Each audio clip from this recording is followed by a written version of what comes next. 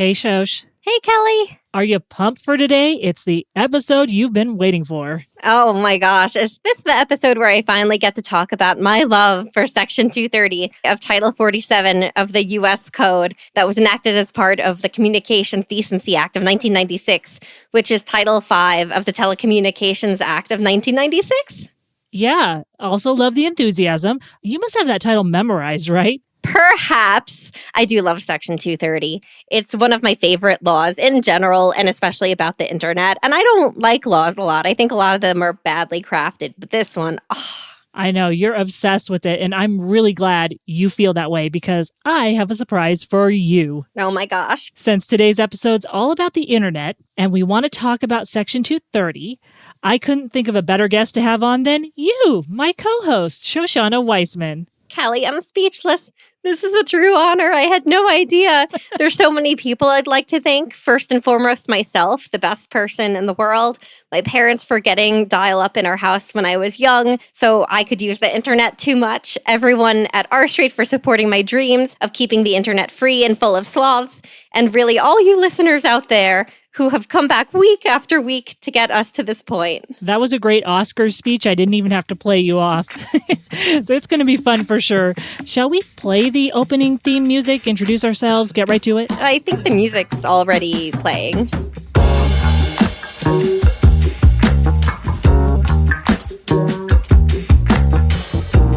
I'm Kelli Pierce, an award-winning journalist and digital media associate at R Street. I'm Shoshana Weissman, director of digital media and the monster in Kelli's basement. And this is Red Tape. All right, Shosh, you're literally in my basement right now. We don't actually record in the same room. We record in two different places. And right now, that means you in my basement. It's great. I flew from DC to here to hike, and you were kind enough in exchange for 12 bags of Reese's to let me stay in your basement. That's an absolutely true story. I have no problem with you being in my house, using it as base camp for all your hiking adventures. And also, yes, she did buy me off with a bunch of Reese's. I'm a pretty cheap date. Before we get into your interview about Section 230, for those who don't know, what's Section 230 and why should I care? Oh man, this is the law that basically makes it so other people aren't responsible for your illegal speech. So if you post something on Twitter, you're responsible. Twitter isn't responsible. If I go comment something horrible on your mom's blog in the comments, she's not liable, which is good. I'm liable.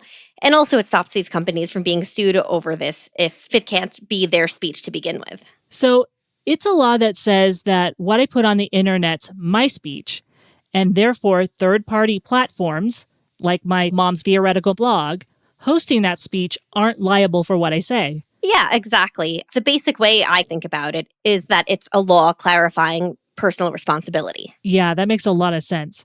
But before we get into that, I want to let our listeners know that after you and I talk about Section 230, I'll also be speaking with Josh Withrow, R Street's resident fellow for technology and innovation, about child privacy laws on the internet and how so many of them, while well-intentioned, can lead to really bad policy that leads to more harm for everyone than good.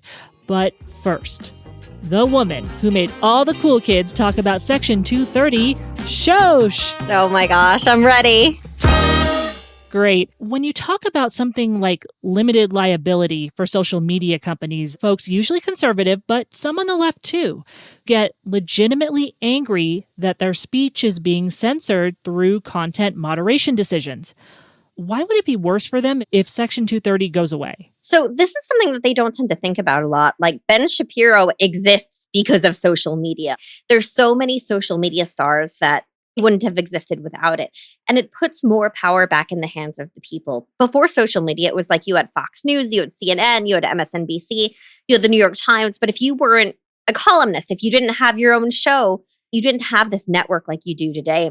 I only exist in the form I do because of social media. Like people follow me for sloths and regulatory reform. Like pre-Twitter and pre-social media, I couldn't have gotten much of a following. People might think it was funny and I might have had some followers, but it's fascinating that it works this way. And a big reason is just because it takes power back from the hands of the relatively few who had it before. It doesn't mean that social media companies won't make mistakes, that they won't be biased, but There's a constitutional First Amendment right to bias. That has nothing to do with Section 230. You take it away, they're still allowed to be biased. Like, that's not what that is. People often get mad at 230 while they're really mad at the First Amendment, which is really disappointing because we shouldn't be hating on free speech. You want that ability for people on the left and right to be able to have platforms, for people who really want just free open speech to have platforms. You want all of the above and let what succeeds succeed. But I think it's just so naive to think that we'd have a better ecosystem for conservatives without social media. So many of the contacts I have on all sides of the aisle, but especially on the right, exist only because of it. And when companies fail and annoy us, we're going to leave them and we'll find better companies. That's how markets work. I do think that oftentimes, as you're alluding to, social media is the new town square, and a company should be held accountable if someone's unfairly shadow banned or deplatformed or their reach restricted. So for them, this is a First Amendment violation if that happens. What do you say in defense of Section 230 in that case? The First Amendment doesn't apply to platforms. The First Amendment applies to the government. If the government were running a platform and restricted their speech, yeah, you can sue the government. But someone restricting your speech online on their platform, that's their right to do it. And Section 230 has nothing to do with that.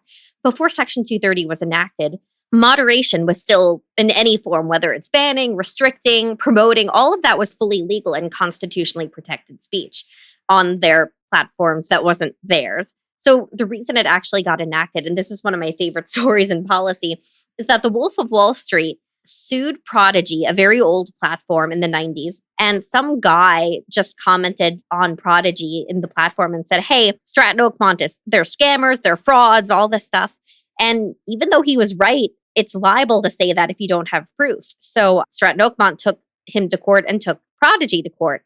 And the judge was like, yeah, this is liable. And because you say, Prodigy, that you moderate your platform and try to keep it family friendly, well, this one piece of content on your entire platform isn't family friendly, so you're also liable.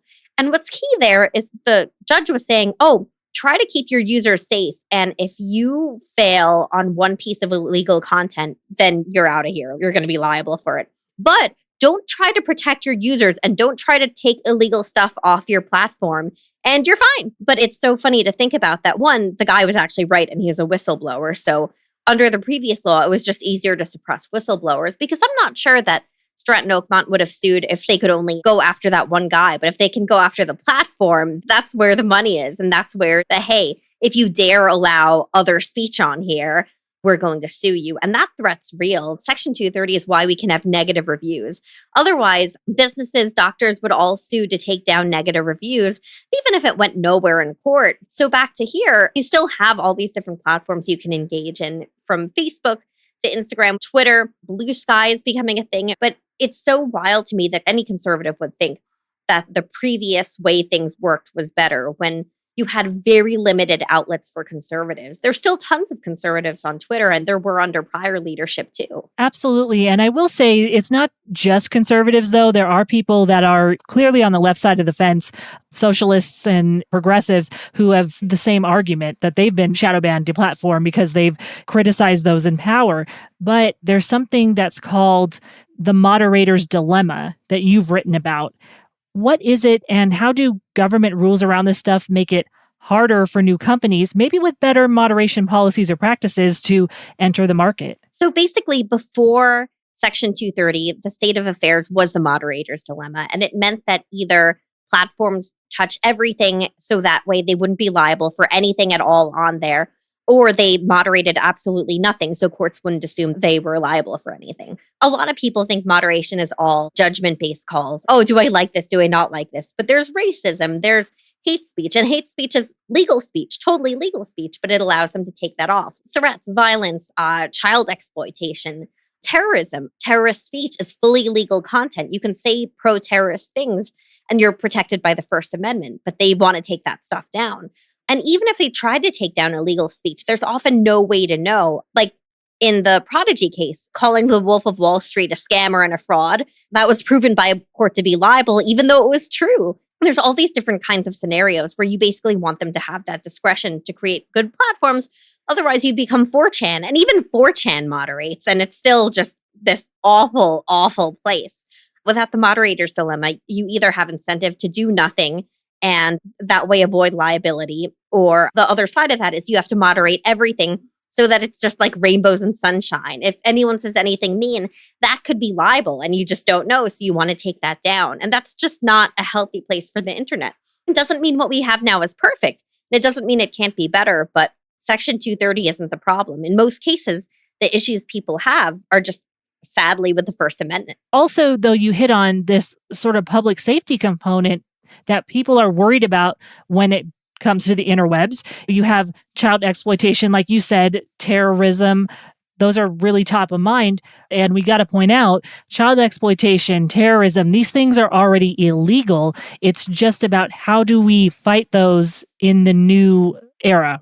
And that's going to be coming up with policies that really have nothing to do with Section 230. I do think that Section 230 can also help us fight crime, as you have explained with the Wolf of Wall Street. Oh, yeah. It allows whistleblowers to flourish. Me Too could not have happened without Section 230. Me Too stuff is effectively libel until it's proved in court. You can go and say, oh, well, you don't have actual proof of that, so you're just lying. But if, Weinstein and others were able to sue the platforms, they absolutely would have to shut them up and shut up their opposers. And even when it comes to government, you want to make sure that government dissent is allowed, that you're able to have that kind of speech. But I think one key thing is, whistleblowers. A lot of the speech is effectively libel until it's proven, and it flourishes with 230 since you can't sue the platforms. And also giving them the flexibility to go after the bad actors, and even maybe the platforms, help monitor it, send it to the government. Like that can be very useful. There needs to always be more coordination, but there's also, it can run up against bigger problems. Like sometimes government wants a little bit too much information. Maybe they want the exact location of someone for whom they don't have a warrant. And then the government will yell at them saying, oh, they're not giving us this information. And it's like, okay, well, due process is still a thing. There's a lot of complexity in it where you want them to go after those exploiting children when you have evidence that, hey, this is where this is happening. But you also don't want them to have the ability to go after people for just any reason, that it should be when there's real concern and real threat. And government will abuse its power. It's a hell of a position to be put in. And the former Twitter administration did a really good job with pushing back. And different companies have different standards, but there's this push and pull between helping law enforcement with legitimate threats and not letting them go too far. We've talked a lot about some of the issues that people have with Section 230. What are some of the good things about it? Specifically, how does it protect free speech online? One is it allows moderation and it allows the internet we know today. Wikipedia, AllTrails, ZocDoc, like everyone's thinking Google, Twitter, Facebook, whatever.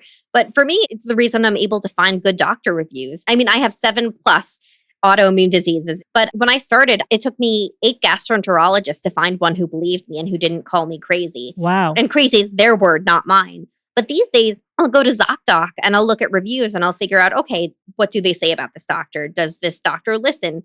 Is she attentive? Is he going to be dismissive? And I've been able to find some really, really great doctors. People have recommended supplements to me and I'll check the interactions and go for those. But without Section 230, if I give someone medical advice or if they give me medical advice, a lot of it would constitute giving medical advice without a license, which infringes on like doctor licenses. And people could go after me if they wanted in some of these cases, I guess. But it stops them from going after the platforms. I actually found out I had fibromyalgia when I Googled something like endometriosis and getting sick all the time. And then I saw this forum where everyone was giving each other medical advice that would definitely be unlicensed practice of medicine. But that's how I found out I had fibromyalgia, because I'd never been able to figure out why I was getting sick all the time. And someone said, yeah, these diseases often go together, so go to a rheumatologist. I looked up reviews, I found one. He was really helpful. He's like, yeah, you super have fibromyalgia. But without Section 230, I don't know that any of this would have happened. I would have had to go through so many more doctors. I don't know that I would have bothered if it wasn't working, let alone I can use AllTrails to look for comments and see if there have been bears in the area, if there's known to be grizzlies, stuff like that, so I don't die alone in the woods. There's endless potential. It's not to say there aren't problems online. I just think that most of the time when people are mad at Section 230, they're actually just mad at the First Amendment, which is a larger problem. Why is Section 230 so vital? Oh, man. Section 230 is the reason we have the internet we do today. And a lot of people think you can just edit it. Like, oh, we'll just exclude this or exclude this, but that's death by 1,000 cuts. And I tend to liken it more to an avocado than a bowl of M&Ms. Like people think, oh, take this exception out, take this exception out. You still have this whole bowl of M&Ms, but it ends up being a lot more like an avocado. You cut it open, you don't have very long, and it all starts to rot because let's say you have an exemption in Section 230 where you can sue platforms if they moderate political content. Okay, well, every racist is going to say that his content is actually political, and then that goes to court. I mean, without this law, we wouldn't have All Trails. We wouldn't have Wikipedia. We wouldn't have any social media in the forums we do. We wouldn't have the depth and breadth of online expression we do, and the ability of someone to just pop up a new platform whenever they wanted, which I think is an incredible thing. So I think it's really important that people take Section 230 seriously and don't hand wave it away. It's also cool that it was a bipartisan victory, that Senator Ron Wyden, Representative Chris Cox, or then Representative Wyden, I forget that he was a representative back then, created this. And I think they had a lot of wisdom in mind with it. And I think we need to go by that principle in the future, making sure that liability is assigned to the person who is doing the bad thing. When people go after Section 230 for allowing bias or for allowing content they don't like, it's really scary sometimes to me to see how often people are just angry at the First Amendment. And Section 230 is a really good law, and I don't think laws are often crafted very well, but it's the law that really let the internet become what it is today.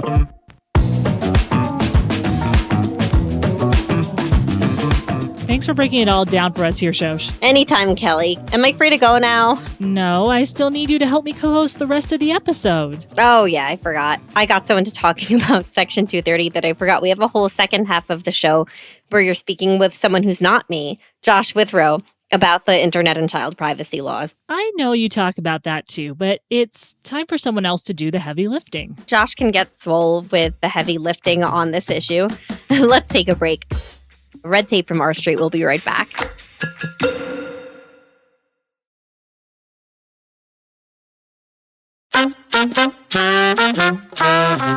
Welcome back. Okay, Kelly. I think the connection is pretty clear, but why did you choose Josh Withrow and child privacy laws on the internet as your second guest today? I have a kiddo. I've talked about that on the show before, but it seemed like a lot of laws were being passed around the country, red states and blue, that were aimed at the internet, and protecting children was always the excuse. But when you looked at what these bills actually do, as a parent, I got scared. Yeah, it's really frustrating because I know that the intent is good in most cases. Lawmakers are really trying to protect kids. And we're right now in Spencer Cox's state of Utah. And I love Spencer Cox, but I don't love his idea for how to protect kids online. And this is an important conversation to listen to, even if you never, ever want kids, because what we're doing right now might take everyone's freedom away. And there's a ton of danger that comes from it that I know Josh is going to talk about. How does this actually make everything worse for all of us and children's safety online? Here's my conversation with Josh Withrow. All right. So, Josh, why do you want children looking at porn while they try to join ISIS?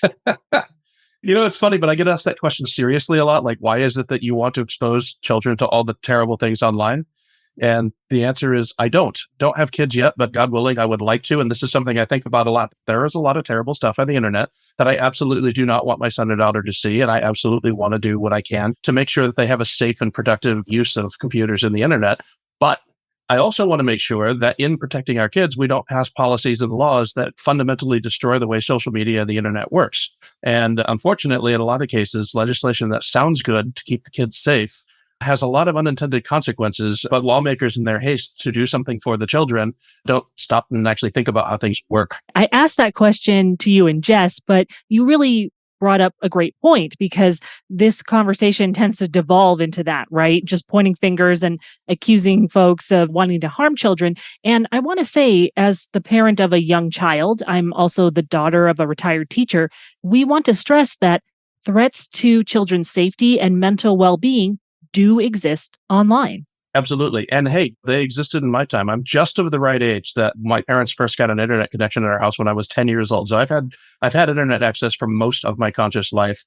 And there were threats and problems and bad things on the internet back then too. It was different. We didn't have the social media platforms. We didn't have the incredible level of community and connectivity quite to the same degree that we do now, but it's always been a thing. All of the problems with people and society that happen in the real world manifest themselves digitally, as you would expect that they would. And we absolutely do have to worry about things like bullying, harassment, pornographic content, and many other sorts of things that rear their ugly head online. Absolutely. And for those that don't have children and who don't ever foresee themselves having children, this issue still matters because if a child sees things that they're not old enough to process yet, it can really lead to mental health issues. And if you have a child with mental health issues, that child could grow up to be an adult with a lot of problems that society will have to fix. So it is an important topic to talk about. But as you brought up, Josh, in the race to protect children, that can lead to really bad policy that does more harm than good. What are some of the worst things you've seen states do in the name of protecting kids online? Well, let's take the first policy that is common to a lot of pieces of legislation, both at the state and the federal level, some of which have passed, which is this idea that to make all social media sites, or in some cases, all websites, have to verify exactly the age of everybody coming to their platform. And you stop and think, okay, well, if we want to protect kids, that makes a lot of sense. They should know who the kids are. And so that way they know how to better protect them. This is where one of those theory practice things comes into practice. In order to verify and find out who all the kids are on your platform, you have to verify the age of everybody on your platform. You can't just run this by just the kids. This isn't like a store where you can see and be like, oh, you look like a kid. Clearly, I need to see your ID. And the way you need to do that is you either have to have people cough up some sort of documentary identification. Like in the case of Utah, they literally contemplated having people send a copy of their government ID. Or you use some sort of intrusive technology like facial recognition technology or face scanning that supposedly only scans your face but doesn't identify you. Or some sites have you send in a selfie or a video of yourself so that they can get a read on you and figure out if you're most likely not a minor. All of these things are, one, they're intrusive, and two, they add an extra layer of friction to you actually just being able to access and use the internet. But most importantly, most of these technologies are hugely intrusive to your privacy. And in a lot of cases, they also get very close to the line or even over the line of just de-anonymizing the internet experience. And that's really important because the ability to go around pseudonymously or anonymously online is one of the fundamental things that makes the internet great and sort of been baked into the architecture of it. People don't realize that pushing for age verification could fundamentally transform sort of our ability to speak and act and interact on the internet without associating our real names with it. With parents, they need to know that requiring social media companies to collect that data ensures that social media company has it. And that opens up another can of worms, or maybe even several, I think. Yeah, I mean, it's kind of twofold. One is the cybersecurity privacy risk. You're now asking these social media platforms to collect personally identifiable information, the kind of information that is actually valuable to hackers if they get it, because they can use it to impersonate you and open up accounts in your name and all that kind of stuff. So in Utah's case, they actually required the sites to store this data. So not only to collect it, but then not delete it and keep it stored, which is just asking for a hack. Any cybersecurity professional will tell you that when it comes to especially personally identifiable information, the fastest, easiest way to make sure that you're not hacked is don't store the data if you don't need it. And so some of these laws completely counter that. The other thing, too, is that there is actually value, especially in the case of kids in some instances, to at least add a barrier between immediately knowing who each person is. Because if you are a nasty person who is going after kids, a child predator, or somebody who wants to advertise something to kids that they shouldn't be seeing, it's harder to do that if you don't know who the kids are right away. If you create that layer so that the kid doesn't have to identify themselves unless they want to, makes it harder for people to target them. I don't want my son using social media until after he's married, right? But I also don't want his information stored on any company's platform or with any company unless I say so. I also hear a lot too, Josh, about politicians wagging their fingers at social media companies' algorithms. And they're blaming them for a whole host of problems. What's an algorithm? And does it put a bunch of age inappropriate stuff in kids' feeds? All an algorithm is a line of code that tells a program to do things. You put an input, the algorithm spits something else out. In the case of social media, they use very complicated algorithms to recommend content to you, often based upon your personal likes and needs. And as you use a platform more, it learns more about you and then recommends you more of the kind of stuff that it thinks that you want to consume. Interestingly enough, I mean, anything that displays you content is an algorithm. So when you switch Facebook to just most recent so that it's just listing everybody, all of your friends' posts in chronological order, that's also an algorithm. It's just a very simple one, as opposed to the one that they use to feed you videos that you don't care about and whatever post it thinks that you might like. And lawmakers tend to blame the algorithms for feeding things like overconsumption of social media or for targeting people with content that might be harmful to them. The simple fact of the matter is that the recommendation algorithms that Instagram, TikTok, and all of these sites use, it's sort of garbage in, garbage out, right? It will recommend more of what you want. So if you're searching for the kind of things that are maybe not great for you mentally or that are harmful, it's possible that it can reinforce that. But that's sort of a user-guided experience. Otherwise, I look for like videos of people's dogs and videos of chefs cooking, and that's what I get fed in my feed constantly. It is a user-created experience that users are responsible for curating.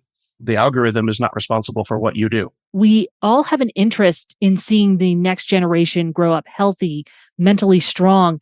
But how do you balance that with these laws that many people also feel are infringing on parental rights? That's a great way to frame that. It's the way that I would frame that. But lawmakers often couch these laws in terms of empowering parents. These laws are very often telling parents in advance how lawmakers think they ought to be regulating their kids' use online and forcing them to do things that parents otherwise might not do, like having to provide parental verification for every kid's account, like having to, as a parent, submit your ID to a social media site to prove that you're this kid's parents before you create them a profile. The Center for, I'm blanking on the name. So the center is the Center for Growth and Opportunity. Thank you. I can't believe I blanked on that. Oh, don't worry. I've blanked many times and I've been reporting live on radio. So no worries there. The CGO at Utah State University ran a great poll of parents asking them, do you feel comfortable having to identify yourself to a social media site as a parent in order for your kid to create an account? Like 70% of respondents said, no, I wouldn't like to do that. The government in the state of Utah decided that whether they like it or not, all parents are going to have to do that anyway. It's actually an additional burden now on parents that they might not have wanted. You've also made the point beyond parental rights to not make surveillance of kids the default position. What do you mean by that, and what harm does that thinking really cause? I think there's a fundamental sort of respect between the kid and the parents that is violated when you make it the norm that kids always know that everything that they're doing is being watched. It sort of forecloses the opportunity of ever having a give and take trust relationship there where, some kids, they're getting into trouble and they're acting out and they might need to be watched more because they're making bad decisions for themselves and you want to know everything that they're doing as a parent. Other kids are pretty self-maintenanced and it may do them better psychologically to sort of reinforce their independence and their growth as an individual to sort of let them do their own thing unless they're doing something wrong, right? Every kid is different. Every family situation is different. And I think making the default on these sites that everything is being monitored in real time, so that's a really bad precedent. And I worry about what it does to the mentality of kids as well, to normalize the feeling that somebody is always watching everything that you do. But let's discuss the good. There's some evidence that social media is good for mental health. There's been tons of studies. This is something that's a well-funded sort of area of research now because of all the concerns about social media in kids. And if you go out and look at all of the medical and scientific and psychological studies that have been done, there is no scientific consensus that social media is a net negative for kids at all because of the positive that balances out all of the negative anecdotes that you talk about. Social media is a great way for kids to build a sense of community and connection with other people, particularly if maybe they live in a small town or live in a place where fewer people share their interests. They can go and find communities that share some of their same interests and values online. And it often provides a creative outlet that they wouldn't have had. They can build an audience for themselves, start kind of becoming entrepreneurial at a younger age by putting their talents and their goods out there. And interestingly, even in some of the reports that have been put out there as proving that social media is bad for kids, you remember the Facebook whistleblower, Frances Haugen? And she was testifying before Congress, and they said that this was proof that social media is just harmful for kids. And if you actually looked at the research that she was citing that Facebook had done, it showed that, there was something like a quarter of teens who self-reported that they thought that social media was a net negative. And something like 60% of them or more, I think it was actually more than that, said that they thought that social media was a net good. Wow. But of course, the media doesn't ever focus on that part. They find the anecdotes, which do exist, and I'm not trying to pretend that they don't. They find the anecdotes of the bullying and the harassment and the negative experiences that social media can enable and focus only on those instead of the fact that social media is a useful tool that helps a lot of us stay connected with our families and friends and improves our lives. And something also to keep in mind is that there are parental controls in these social media platforms, a lot of them. Some of these came about because parents were asking for them. Yeah, this is something I've been repeatedly putting out there. And it's important for two reasons to note that these parental controls already exist. The first reason is because a lot of these parental controls that are built in both at your hardware at the device level and also at the software level on like Facebook or Instagram or Twitter are more effective and powerful at granularly controlling what your kids' experience is online than any of these laws would force these companies to create. These tools already exist to very, very in detail control what kind of content, what websites your kids can go to, how much screen time they're allowed to have. A lot of this is already built into your devices. And to the extent that it's not built into your devices, you can download software that is specifically parental control software to make these things happen. It may be that a lot of parents aren't aware of the level of control they already have within their own devices in order to make their kids safer online. And that might be an education gap that does need filling. And maybe there's even a policy solution there in terms of like education and making sure people know that's out there. But there's also a legal reason why this is important. Because all of the software and all of these parental controls are already out there, the courts have been pretty consistent in ruling that even up to the Supreme Court level, that doing things like making access to social media contingent on parental controls or mandatory age verification that compromises people's identity is unconstitutional because it's a restraint on anonymous speech or a restraint on kids' access to speech platforms that is more restrictive than existing solutions that are already out there. Justices have specifically cited the existence of parental controls as a reason why it's not justifiable to mandate these things from the government level. So many parents obviously don't know that they exist because there's so much freak out, but also that the courts have said, hey, look, A, these exist, but B, we don't want to take away constitutional rights even from our youngest citizens. It really is important there. However, there are many parents who are like, I'm not going to give my kid access to social media ever. I joked earlier, I don't want my kid on social media till after he's married. And I'm only half joking there, right? Is that really the right strategy? Is that really possible? Or can we teach kids what to do if they see something wrong online? I think it's like with everything else in life. Like there are risks that are inherent with allowing your kid access to social media, whether supervised or not. And it's up to every parent to evaluate what that means to them and what level of access that they're going to allow. It's kind of like the same thing with free range parenting. A lot of these laws, I think, are analogous to the sort of people who are calling the police on somebody for letting their kid wander around in the neighborhood without an adult. And I'm not making the case that you should be a free range parent and let your kid just do anything unsupervised online. I wouldn't do that with my kids. I'm not advocating for that. But I think there's an analogy there in that what do we do to keep our kids safe and help them learn how to be safe, responsible individuals in the real world? We teach them things. We talk to them. Don't play in traffic. Don't wander into the woods alone. Check in at home from time to time. Be home by sunset. Don't get into that stranger's car, especially if he offers you candy. All of these life lessons that we impart to our kids to help them be safe in a world that is not perfectly safe. And, our kids are going to grow up to be adults in an information saturated world where computers and the internet are going to be central to their success in life. And at some point in time, they're going to have to learn how to navigate that, including the pitfalls, and how to manage that with their lives and their mental health and be responsible citizens. And the question is, at what age are they ready to start absorbing that? And that's subjective. If you're talking to a parent and they're worried about social media, what do you say to them to maybe calm their fears? I would say, one, remember that there's already an entire generation of kids that grew up extremely online and we've turned out reasonably fine.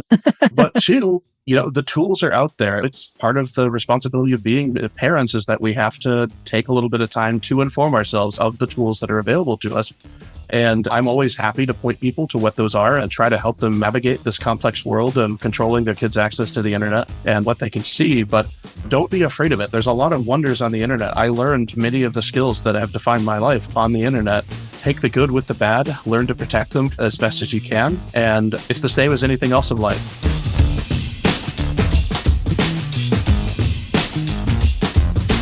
So I like that Josh hit a lot of different sides of the issue here because it is really complex. Like I myself wrote 12,000 words on this, intending to write 2,000 words max. It's a really, really big issue. And I think Josh did a good job of hitting a lot of sides of it. Yeah, absolutely. And folks, you got to check out Shoshana's series. I mean, she really looked at, like Josh, all the angles on it, and that's at ourstreet.org.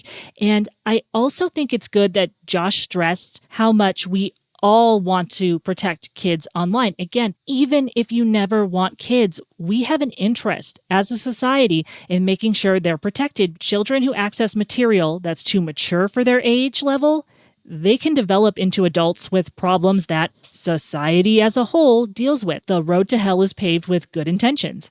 And if we get the details of these laws wrong, which it seems like we are, freedom of speech is curbed in a big way, and kids will be even more vulnerable online. I'm very passionate about that. Yeah, and I think a lot of these laws trying to protect kids very earnestly are just not going to work the way they intend. And that really matters because when it comes to kids, you have to get the details right. It's the most important to do it then.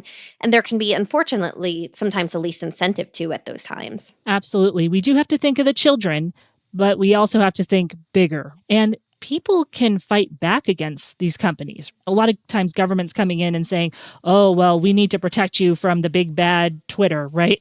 Actually, people have fought back, and Josh talked about that in terms of putting parental controls and things. The market has responded to people, and I think we forget about that as well. Oh, yeah. And like even past Supreme Court opinions have talked about parental filters can avoid certain First Amendment problems while being more effective. And I think that's still true today because you can have filters at all different levels of technology so that your kid is guarded in the right way for you. And it's going to be different for everyone. Absolutely. Well, Shosh, how are you feeling? You talked a lot today. I talk a lot of days. I like talking, especially about Section 230, but I'm very ready for Shoshana quality hiking marmot time. And I hope you get as much hiking and marmot and whatever time you want here in Utah. And thankfully, you can talk about it online, even if you say something completely wrong, which, to be clear, did you say anything completely wrong on today's episode? Not completely. We'll have to leave that to the fact checkers. Hey, fact checkers, if you hear anything that I said wrong about Section 230, come and let me know over on Twitter, and I'll tell you why you're wrong. Oh boy, and she will. What's on the next episode? On the next episode, we're talking with two R Street experts about why a lot of people can't get homeowners insurance anymore. In two states in particular, on opposite sides of the country, and with very different politics. Ooh, let me guess the states. Vermont and Utah? Okay, we don't talk about Utah on every podcast episode, but I'm thinking a bit more coastal. I know, I'm just thinking of hiking states, good states with mountains. I know it's got to be Florida and California. Exactly correct. I'll be speaking with Caroline Malier in Florida about the challenges of getting flood insurance there. And then we'll move over to California to talk to Steve Greenhut about how Californians are having a hard time getting insurance for all sorts of reasons. But I'll leave you with a cliffhanger, so you come back for the next episode to find out what they are. I'll be back, Kelly. Don't you worry. I have to. It's my job. You're also staying in my basement, kind of like a hostage. And I love that it's your job to also do this. Until next time, see ya, Shosh. See ya. Red Tape is produced by R Street in partnership with Pod People. To learn more about the work we're doing at R Street, follow us on LinkedIn and on Twitter. And our Twitter is @RSI. And for more resources and information on the topics we explored today, you can check out rstreet.org. Also, if you've enjoyed listening to today's episode, the best thing you can do is share Red Tape with a friend or an enemy. And if you're an overachiever, please leave a glowing review and rate us on Apple Podcasts, Spotify, or wherever you listen to podcasts. It really does help us introduce the show to new listeners. I'm Shoshana Weissman. I'm Kelli Pierce. Thanks for listening. Pod People.